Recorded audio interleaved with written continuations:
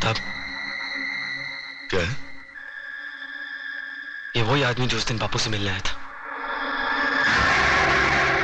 हाँ, मैं वही आदमी हूं जिसने तेरे बाप को शमशान घाट तक पहुंचाया। अब तुम दोनों की बारी है,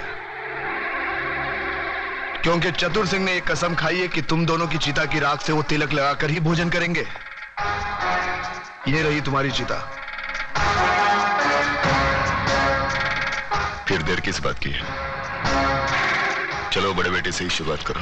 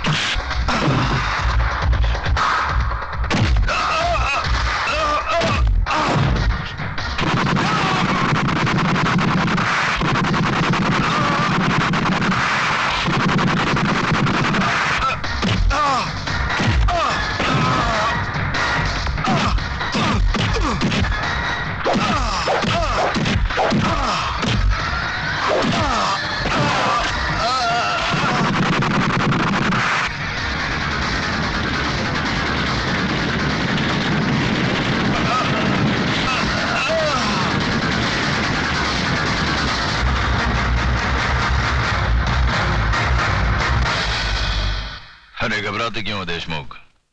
अब तक तो जलकर राख बन चुका होगा। अरे तुम लोगों को अपने दोस्तों पर भरोसा ही नहीं है। बस बस अब ये भाषण बंद करो, हमारे कान के पर्दे फट रहे हैं। बस बंद कर।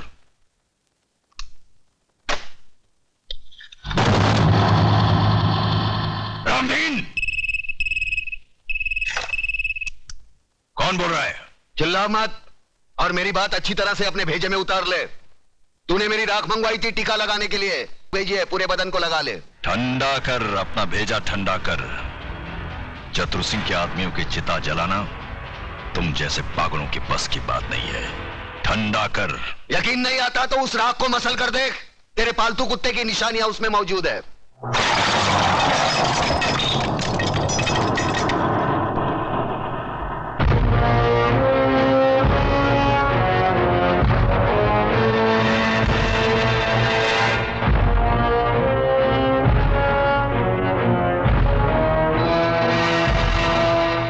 हराम के, तूने जलती हुई आग में हाथ डाला है। हम तुम्हें ऐसे जलाएंगे कि तेरे चाहने वालों को गंगा में बहाने के लिए तेरी राख भी नसीब नहीं होगी। अरे मुझे जलाने की बात छोड़, मैं तो तुझे ऐसी मौत मारूंगा ना तो तुझे जमीन नसीब होगी ना आसमां। अतुल भाई, अतुल भाई, अतुल भाई गजब हो गया। अतुल भाई गजब हो गया। अतुल भाई बाहर आकर देखो तो सही। क्या हुआ कल्याण जी भाई? अरे क्या हुआ? क्या नोटिस लग गई, 24 घंटे में बस्ती खाली करनी पड़ेगी। बस्ती किसी की बाप की जागीर है कि खाली करनी पड़ेगी? खाली तो करनी पड़ेगी भाईजान, क्योंकि अब इस बस्ती का मालिक चतुर सिंह है। लक्ष्मीदास जी ने बस्ती बेच दी और नोटिस पढ़कर हम लोग आए हैं। अरे बाहर में क्या वो नोटिस और बाहर में क्या चतुर सिंह? मैं भी नोटिस फाड़ के चतुर सिंह की तो। नहीं अतुल, तुम ऐसा नहीं करोगे, इससे हमारा केस बिगड़ जाएगा। उन लोगों ने अगर कानूनी तौर पर बस्ती हटाने की कोशिश की है तो हम भी कानून का सहारा लेंगे। चलो मेरे साथ। कानून हर किसी के लिए बना है, लेकिन अदालत की नजर में जो गैर कानूनी है उसके लिए एक जज की हैसियत से मैं कुछ नहीं कर सकता। यह स्टे ऑर्डर नामुमकिन है। मगर जज साहब, अगर मेरे पिताजी ने चतुर सिंह को जमीन बेची होती तो कम से कम मुझे मालूम तो होता, उसके कागजात होते मेरे पास। जज साहब, जिस तरह आपने 24 घंटे में कानूनी तौर पर हजारों लोगों को बेघर करने का नोटिस जारी कर दिया, उसी तरह उसे रोकने का भी तो कोई कानून होगा। मिस मेघा, सलाह के लिए वकील होते हैं, जज नहीं। जज का काम है सिर्फ फैसला सुनाना। जानती हूँ जज साहब, अच्छी तरह जानती हूँ कि इस बार भी आपने पैसे खाकर बड़े होशियारी से शुक्रवार की शाम को यह फैसला सुना दिया। आज सैटरडे है, कल संडे और परसों नवरात्रि की छुट्टी। लेकिन इतना याद रखना जज साहब, ये जो गरीबों की बद्दुआएं और चीखें हैं ना, ये साए नहीं जाती। और जब ऊपर वाला अपना फैसला सुनाएगा, तुम भी बच नहीं पाओगे।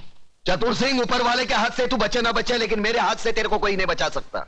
अगर एक बाप की औलाद है तो एक बार मेरे सामने आकर दिखा। तू भौंकता बहुत है आराम के, और भौंकने वाले कुत्ते हमें पसंद नहीं। अगर अपने बाप की औलाद है तो आ जाना महालक्ष्मी चौक पे। हम हर साल नवरात्रि को मां की पूजा करने वहां जाते हैं। अरे जितनी मन्नतें मांगनी है आखिरी बार मांग ले, ये तेरी जिंदगी की आखिरी पूजा होगी।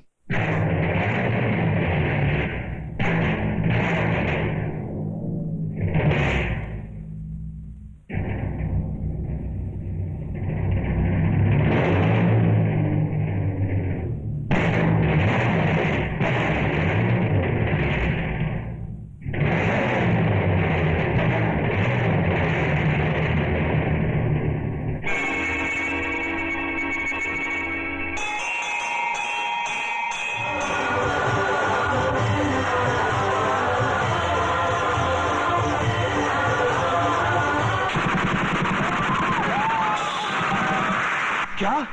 चतुर सिंह का खून? ओ खुदाया, ओरी बाबा, दादा का खून हो गया। किसने किया खून? अरे छोड़ो ये सब बातें, मुझे तो चिंता यह है कि शहर का क्या होगा, हम सब का क्या होगा। बहस मत करो कमिश्नर। जो आदमी चतुर सिंह जैसे खतरनाक आदमी की चिता जला सकता है, वो तो हमको कभी भी शमशान घाट पहुंचा सकता है। मगर ऐसा हरगिज नहीं होगा सर। सुनो सुनो कमिश्नर, कल टीवी सेंटर में जनता की अदालत प्रोग्राम में हम सब लोगों का इंटरव्यू है। ऐसा बंदोबस्त होना चाहिए वहां पर कि परिंदे भी पर ना मार सके, समझे?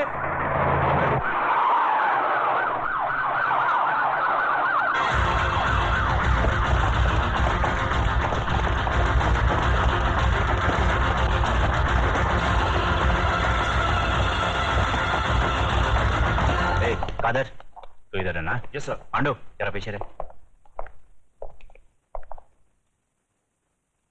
आज जनता की अदालत में जनता के सामने जनता के प्रतिनिधि मंत्री श्री बबन राव देशमुख, विपक्ष के नेता श्री चंद्रसेन आजाद, कानून के रक्षक इंस्पेक्टर सत्यवादी दुबे, न्यायमूर्ति श्री हुक्म अली जाबिर तथा इस शहर के सबसे बड़े बिल्डर मिस्टर योगराज अपराधी के रूप में यहाँ मौजूद हैं। इन सब पर यह आरोप लगाया गया है कि शहर में जो हाल ही में दंगे फसाद हुए हैं, जो हत्याएं हुई थी, वह सब इनकी मिलीभगत थी। क्या ये सच है देशमुख जी? लोग आजकल राजनीति को, कानून को और पुलिस को गांधी जी के 3 बंदर कहते हैं। वो बंदर जिनके सामने सब कुछ होते हुए भी न कुछ सुनते हैं, न देखते हैं और न कुछ कहते हैं। देखिए साहब, हमारे यहां लोकशाही है और लोकशाही में हर किसी को कुछ भी पूछने का और कहने का पूरा अधिकार होता है। मैं आपकी इस बात से बिल्कुल सहमत नहीं हूं। अगर ऐसा होता तो दूसरे राज्यों की तुलना में हमारे राज्य में चारों ओर इतनी शांति कभी नहीं होती। अगर चारों ओर शांति होती तो पिछले दिनों हमारे शहर में जो दंगे हुए वो क्यों होते? साहब, ये सब विदेशी ताकतों का हाथ है, क्या करें। देखिए मंत्री जी, जब भी देश में कोई विपत्ति आती है तो हर मंत्री का आप ही जैसा जवाब होता है कि इसमें विदेशी ताकत का हाथ है। अब पिछले दिनों जो भूकंप हुआ था, क्या इसमें भी विदेशी ताकत का हाथ था? Order order, please maintain the silence. पर लोग तो कहते हैं कि इस विपत्ति में आपके साथ विपक्ष के नेता चंद्रसेन जी का भी हाथ था और पांव भी था। जी, ये सब बकवास है, इसको हम नहीं मानता है। अरे हमारा पक्ष का सिद्धांत अलग है, इसका पक्ष का सिद्धांत अलग है। हम लोग अलग अलग दल में रह के एक काम कैसा कर सकता है? ये सब गुंडा लोग का काम है, बात करता है। चंद्रसेन जी बिल्कुल ठीक कह रहे हैं। ये तो पुलिस को बिना मतलब बदनाम किया जा रहा है। नहीं, ये तो आप कहते हैं, पर लोग तो कहते हैं कि जब दंगे भड़के तब दंगे वाली किसी भी जगह पर पुलिस सही वक्त पर नहीं पहुंची थी। अरे यही तो अपनी पुलिस की असली निशानी है। जब सब कुछ खत्म हो जाता है उसके बाद पुलिस आती है।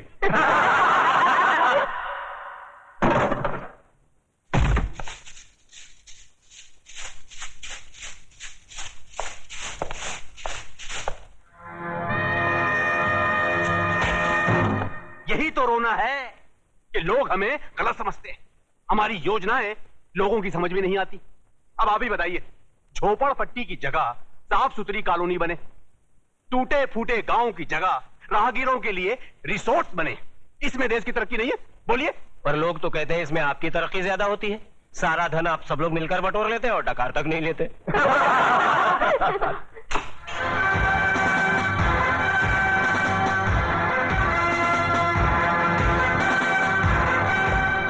नेताजी और पुलिस वाले ने तो अपनी सफाई पेश कर दी। अब जज साहब, आप और योगराज जी अपनी सफाई में कुछ पेश करना चाहेंगे?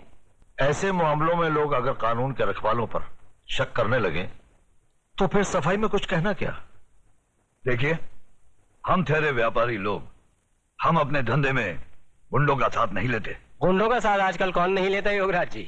अब तो माफिया वाले भी राजनीति में उतर आए हैं और आजकल नेता लोग भी अपने क्रिमिनल रिकॉर्ड की बुनियाद पर ही चुने जाते हैं। क्यों देशमुख जी, आप तो नेता बनने से पहले दमन से चांदी की स्मगलिंग क्या करते थे? देखिए ये मुझ पर झूठा बेकार का इल्जाम लगाया गया है। नहीं, आप स्मगलिंग करते थे या नहीं करते थे? बस।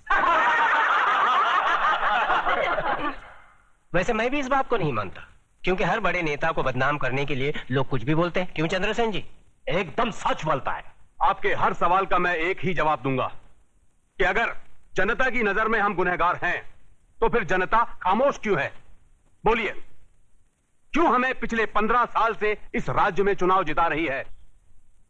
जज साहब, हम पर लगाए गए सारे इल्जाम बेबुनियाद हैं। हमारी सफाई में मेरा यही जवाब है। अब फैसला आपके और जनता के हाथ में है। सुनाइए। अरे असली अदालत आज तक हमारे खिलाफ फैसला नहीं सुना सकी तो ये जनता की अदालत क्या खास सुनाएगी? देशमुख, तुम कभी कभी सच बोलता है।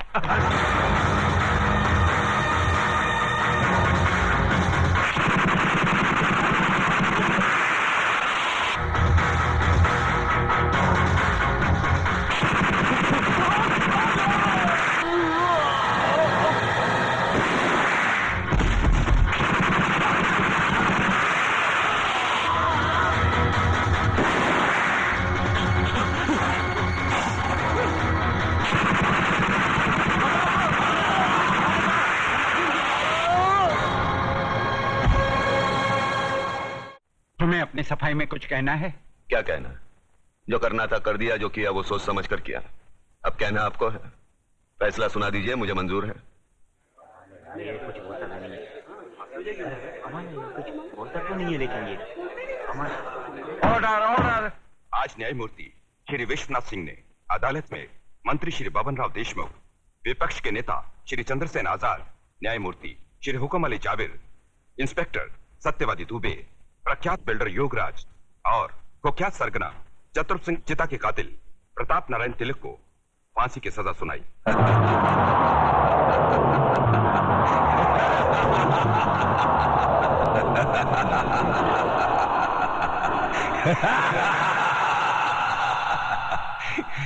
जिंदा आदमी के खून के इल्जाम में फांसी की सजा। देखा पकिया, हमें तो माता के आशीर्वाद और बुलेट प्रूफ जैकेट ने बचा लिया, मगर वो हराम का कानून की मौत नहीं, चतुर सिंह चिता की दी हुई मौत से मरेगा। पता करो कौन से जेल में है। जय भोलेनाथ। बम्बई आते स्नान तो करवा दिए। डर गया? हाँ। परदेसी हो? हाँ। चल, डरने वाले के लिए यहाँ कोई जगह नहीं बम्बई में। चल वापस जा। इस भूल भुलैया में अटक गया ना तो पता भी नहीं चलेगा काले के सफेद कब हो गए। अरे टोपी वाले भाई साहब, मैं यहाँ पर जाने के लिए नहीं आया हूँ। एक दिन अपने पैरों पे खड़ा होकर दिखाऊंगा। हाँ। क्या बोले? मैं यहाँ से जाने वाला नहीं हूँ। Very good. चला जाए इधर। मेरा बैग तो उठा लो। आराम से। जय बाबू, आपका डिनर। अरे तुम? जय बाबू, ये परदेसी है बेचारा, बंबई में कदम रखते ही बेसहारा हो गया। ये अंदर मूर्ति देख रहे हो ना? हाँ। लोग इसे भगवान बोलते हैं। सुना है इसने सारी दुनिया बनाई। ये दुनिया बनाने वाला अपनी दुनिया में आकर बेसहारा हो गया। तू किस खेत की मूली है?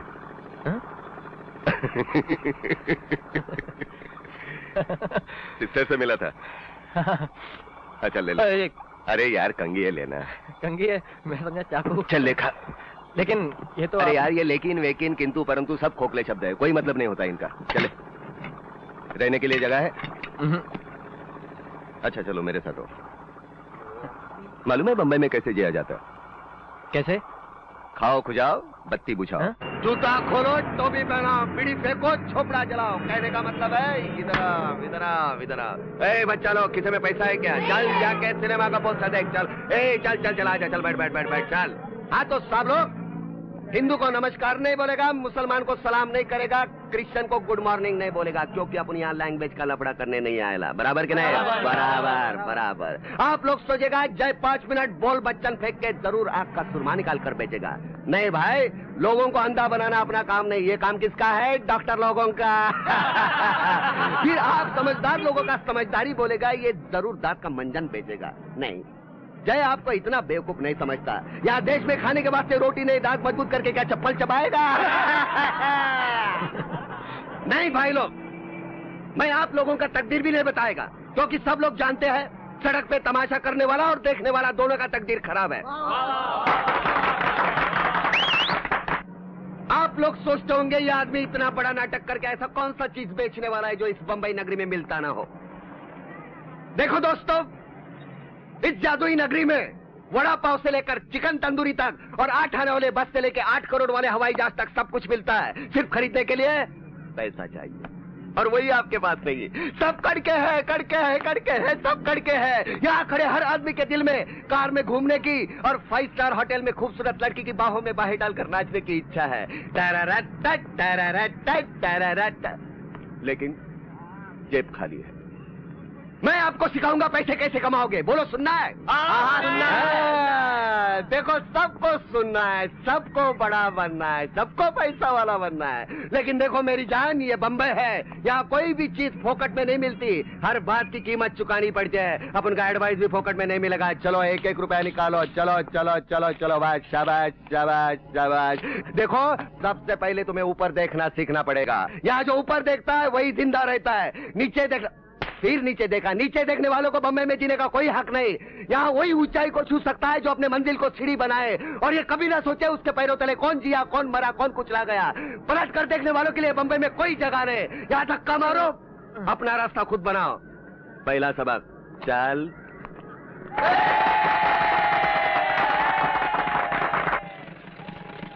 राम राम पांडे चाचा। जीते रहो बेटा। आओ आओ जय बाबू, कमाल है मियाँ को बम्बई। चाय पी के घर आ जा। बाय जय। नहीं मिलेगी, नहीं मिलेगी, ऐसे नौकरी नहीं मिलेगी। अरे नौकरी का सपना देखते देखते बचपन से जवानी तक गधों की तरह किताबों का बोझ ढोता रहा, मास्टरों की मार खाई, दिन रात कागज के मुंह पर कालिक मलता रहा। क्या सीखा? संडे के बाद मंडे, रुपए के 4 अंडे खाए किसी और ने डंडे, अब राज कर रहे मुस्टंडे।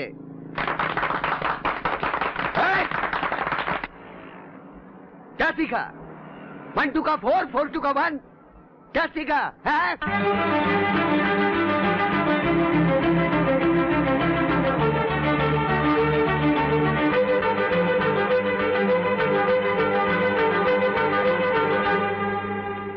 ऐसे नौकरी कैसे मिलेगी भाई?